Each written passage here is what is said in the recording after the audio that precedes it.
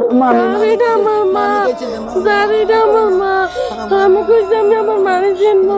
এটাই আমার মা, এটাই আমার মা, এটাই আমার মা গো।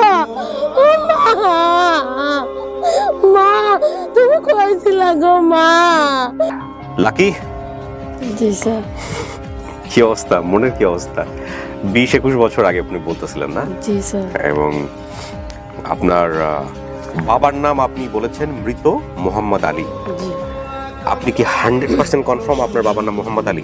জি, আমি 100% কনফার্ম আমার বাবার নাম মোহাম্মদ আলী। আচ্ছা আমার বাবা মারা গেছে।